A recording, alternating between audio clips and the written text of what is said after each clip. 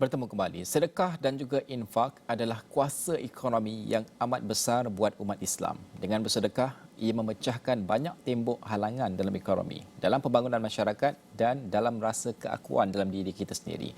Bersempena akhir Ramadan yang penuh keberkatan ini, Niaga Awani membawakan diskusi berkaitan aspek sedekah dan juga infak ini.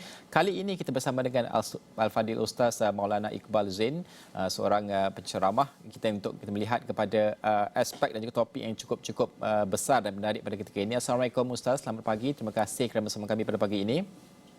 Waalaikumsalam warahmatullahi wabarakatuh dan selamat pagi. Terima kasih. Baik, okey Ustaz. Mungkin Ustaz boleh kongsikan sedikit. Pertama sekali kalau kita memulakan diskusi ini mengenai tajuk kita pada hari ini iaitu dari segi pelihara dan juga menyayangi anak yatim dan juga bagaimana untuk melihat Madrasah Al-Hufaz wal Ulum sendiri membantu mereka dalam hal ini.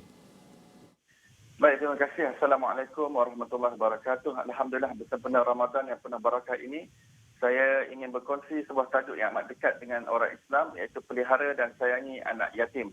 Dalam Islam, kebajikan anak yatim sangat dititik beratkan dan perlu dijaga. Dan kita harus menyayangi mereka ibarat anak kita sendiri.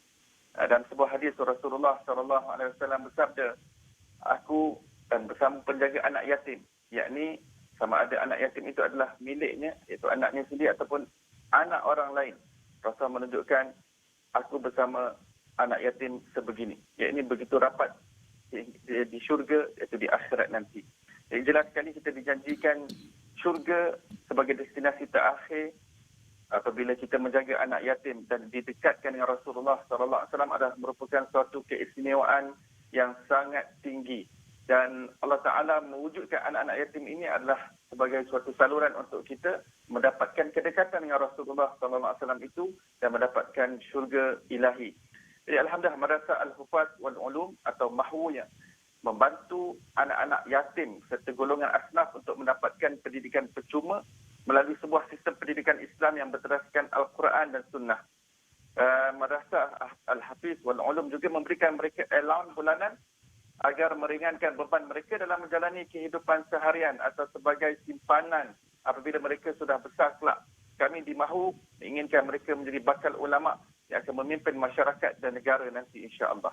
Okey, Ustaz mungkin boleh kongsikan juga lebih lanjut tentang Al-Hufaz wal Ulum ini kerana kita tahu mungkin di Malaysia ini kewujudan sekolah dan juga pusat jagaan seperti ini banyak, tapi apa perbezaan dan keunikan dan juga kelebihan mungkin Al-Hufaz wal Ulum sendiri?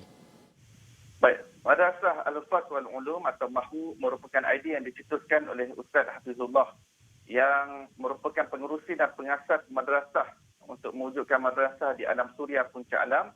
Dan Alhamdulillah cadangan tersebut disambut baik oleh masyarakat setempat di Alam Suria, Puncak Alam dan sekitarnya.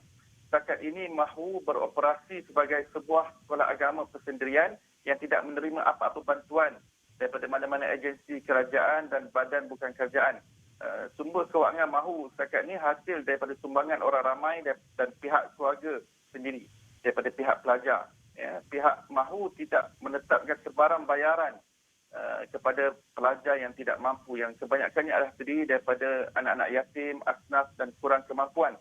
Jadi Madrasah Al-Hufaz wal Ulum juga merupakan penolong amil zakat Selangor. Mana-mana pembayaran yang disumbang melalui pihak MAHU, 50% daripada jumlah bayaran tersebut, pihak Lembaga Zakat Selangor akan berikan semula kepada pihak MAHU untuk diagihkan kepada asnaf yang berada di bawah jagaan MAHU. Okey.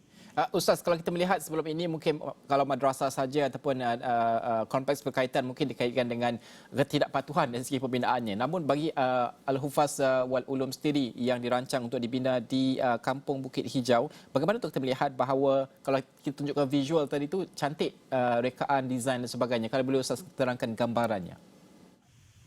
Baik, pada permulaannya Madrasah MAHU ini hanya menyewa rumah kedai tingkat atas sebanyak satu lot dan satu rumah sewa. Tapi akibat pertambahan pelajar, MAHU berkembang dan sudah mempunyai 4 lokasi berbeza, iaitu di 2 madrasah di Puncak Alam, 1 di Shah Alam dan 1 di Kelang. 3 daripadanya adalah madrasah lelaki dan 1 adalah madrasah untuk perempuan. Dan disebabkan pertambahan pelajar yang semakin ramai dan bertambah setiap tahun, maka pada tahun 2016, pihak pengurusan MAHU telah merancang jangka masa panjang, iaitu membeli sebidang tanah seluasan 3 ekar yang terletak di Kampung Bukit Hijau, Jeram. Kuala Selangor untuk membina sebuah madrasah yang menggabungkan semua 4 cawangan Madrasah Mahu dalam satu tempat. Antara kemudahan serta kelengkapan yang bakal dibina dalam Madrasah Mahu yang baru ini adalah 2 blok bangunan kelas, 2 blok bangunan asrama, 1 blok kuartus, surau, rumah tetamu, kemudahan beriadah seperti padang, tempat perjumpaan, dewan makan dan koperasi. Ya. Kos yang dianggarkan keseluruhan adalah sebanyak 13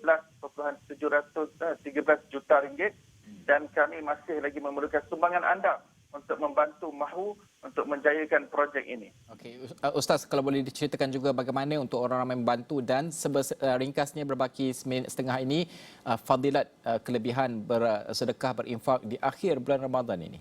Secara ringkasnya.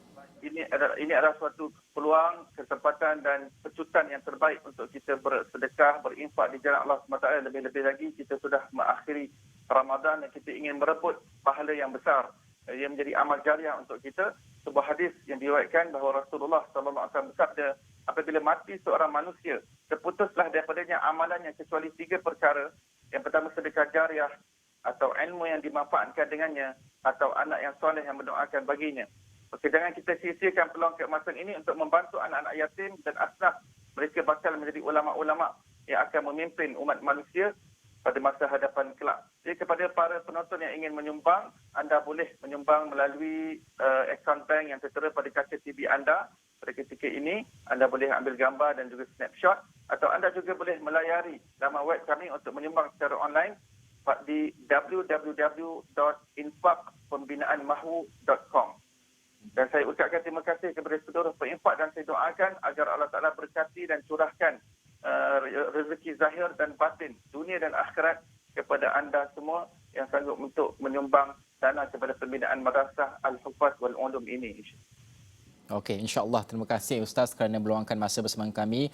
Ini cukup penting untuk kita melihat kepada umat Islam khususnya yang mungkin tercari-cari cara untuk melakukan amal yang lebih lagi daripada amal yang sedia ada kita lakukan. Mungkin ruang dan peluang juga, inilah antara ruang dan peluang yang kita sediakan bersama-samalah kita untuk orang kata memperbanyakkan amalan kita khususnya di akhir Ramadan ini, membantu pembangunan anak yatim khususnya, dan secara keseluruhannya juga adalah ekonomi dan juga pembangunan kemaslahatan umat Islam secara sejagatnya. Terima kasih Al-Fadil Ustaz kerana bersama dengan kita pada pagi ini. Kita akan berakhir di sini. Kami akan rangkumkan di laman web kami astroin.com. Sekian saja, saya Najib Arif. Assalamualaikum dan salam hormat.